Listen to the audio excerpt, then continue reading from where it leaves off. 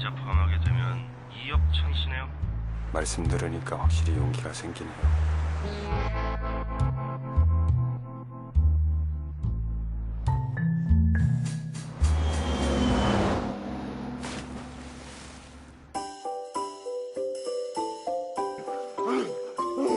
병신 죽지도 못합니다.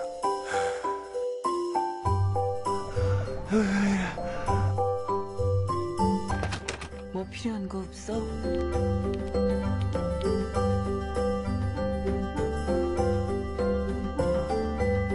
누군가 보게 된다면 다행인 건지 쪽팔린 건지. 진짜 안 보이냐?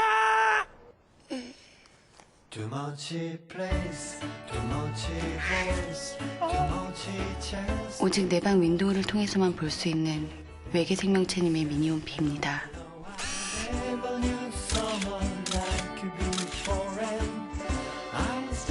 심심하다.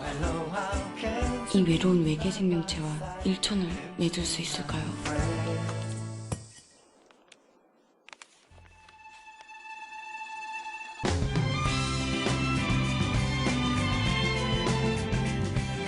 미투. 이 여자 어떤 여자야? 어떻게 생겼어요? Who are you?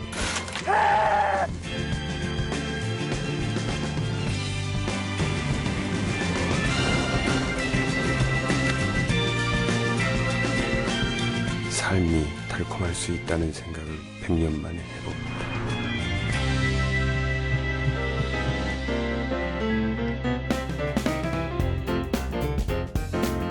네, 함께 말씀 보겠습니다. 오늘 말씀은 창세기 1장 26절 말씀입니다. 같이 한번 읽죠. 하나님이 이르시되 우리의 형상을 따라 우리의 모양대로 우리가 사람을 만들고 그들로 바다의 물고기와 하늘의 새와 가축과 온 땅과 땅에 기는 모든 것을 다스리게 하자 하시고.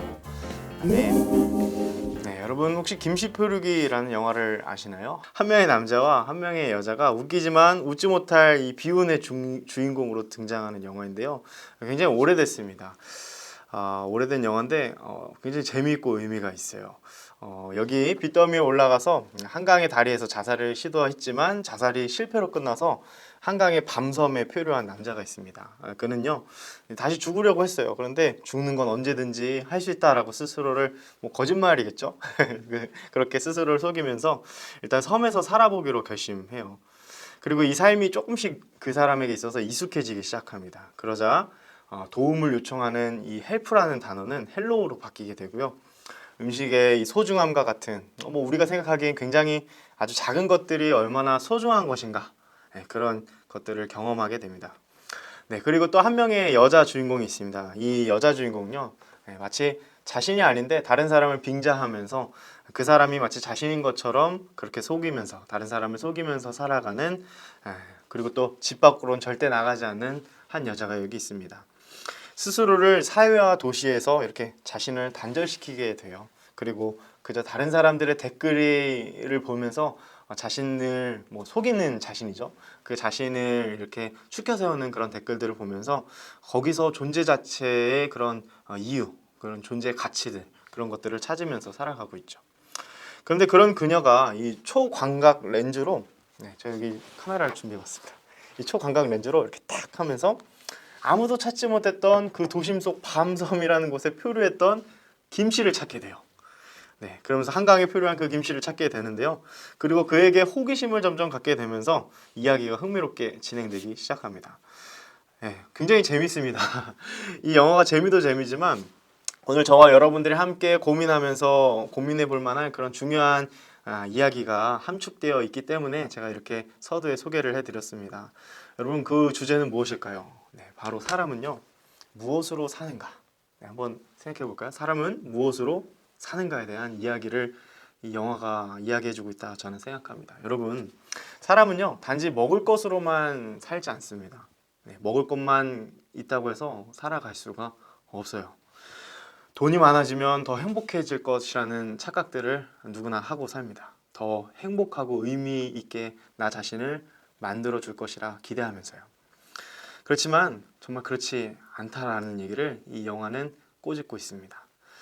네, 그보다 더 큰 것. 사람은 무엇으로 사는가? 이 영화에서는 무엇이라 얘기하냐면 희망과 소망이다.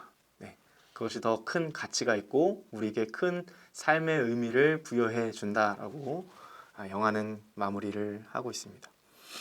자, 그러면 여러분들에게 한번 여쭤볼게요. 물어보겠습니다. 여러분들은 무엇을 위해 오늘을 살아가고 계십니까? 정말로 여러분들이 정말 무엇을 위해 살아가고 있는가?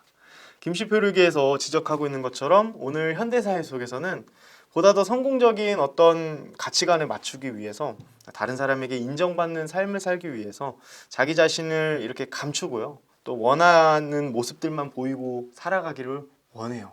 하나의 또 거대한 마치 비유적으로 표현하면 표류하는 그런 저마다의 인생들을 살고 있고 또 살아가려고 애쓰고 있지 않나 그런 생각이 듭니다.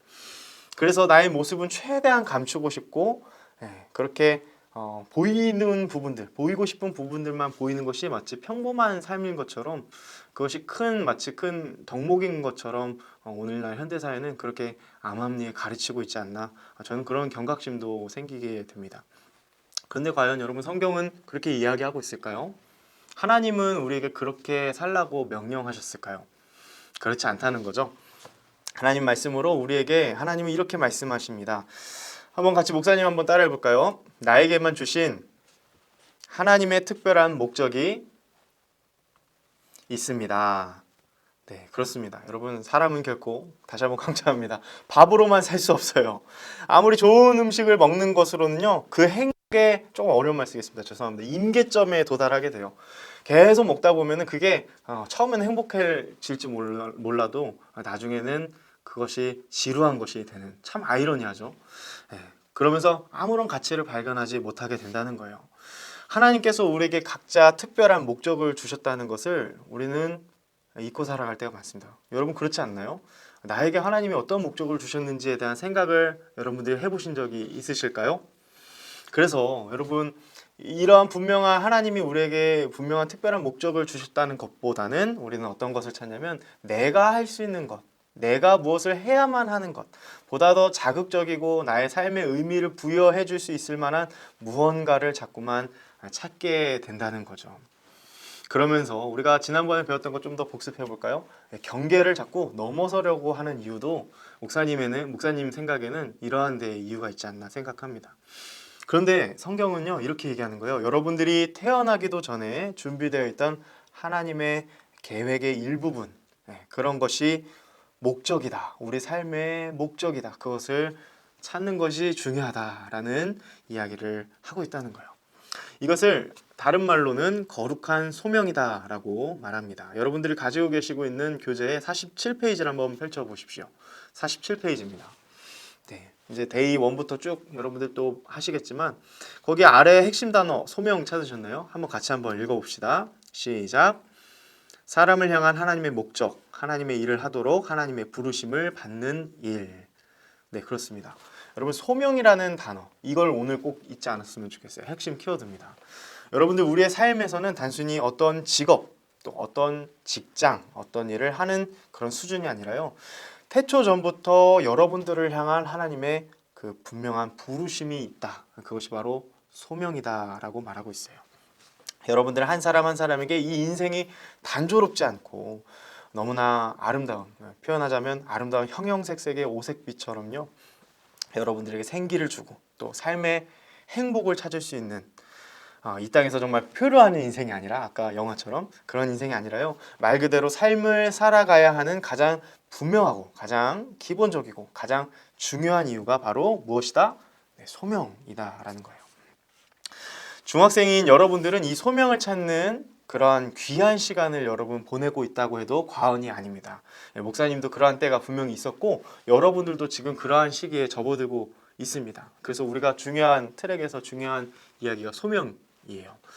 다시 한번 말씀을 읽어볼게요. 오늘 말씀입니다. 하나님이 이르시되 우리의 형상을 따라 우리의 모양대로 우리가 사람을 만들고 그들로 바다의 물고기와 하늘의 새와 가축과 온 땅과 땅에 기는 모든 것을 다스리게 하자 하시고 아멘.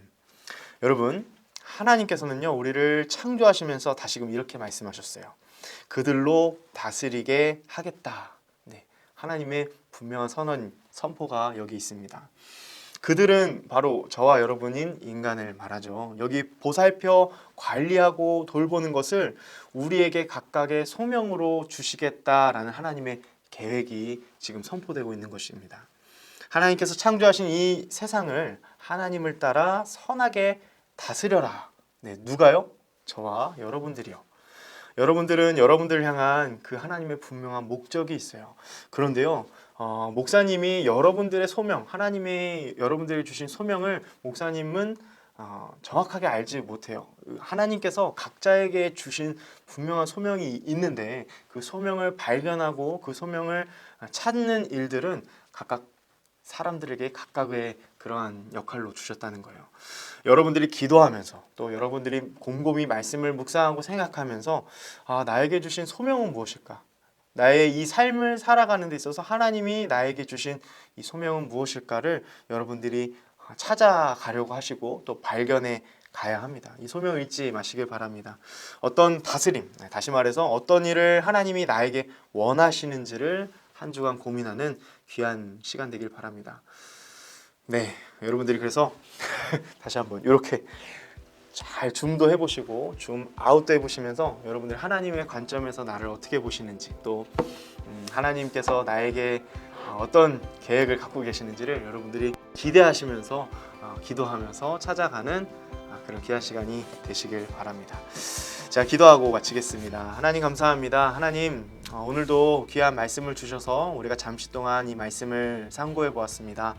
하나님, 저희들에게 주신 각각의 하나님이 주신 그 소명이 있는 줄 압니다. 하나님, 우리를 통하여 하나님의 선한 목적대로 우리가 주님께서 주신 일들을 잘 감당할 수 있기를 소망합니다. 하나님, 지혜를 주시고 또 깨닫게 하여 주시고 발견하게 하시고 분별케 하여 주셔서 하나님, 주님께서 주신 그 거룩한 소명을 찾고 또 하나님이 주신 그 삶의 목적대로 우리가 삶을 잘 살아갈 수 있도록 하나님 인도함을 받는 저희들 되게 하여 주시옵소서. 감사합니다. 예수님의 이름으로 기도합니다. 아멘.